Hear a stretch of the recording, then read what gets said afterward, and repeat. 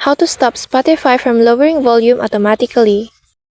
If you've noticed that Spotify sometimes lowers the volume of certain songs on its own, it's likely due to a setting called audio normalization. This feature is meant to keep all songs at a similar volume, but it can affect sound quality and dynamics.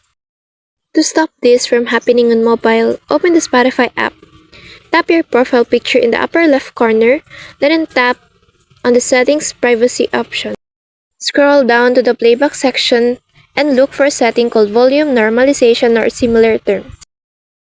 Simply toggle it off. Once disabled, Spotify will no longer adjust the volume levels between tracks, allowing each song to play at its original mix.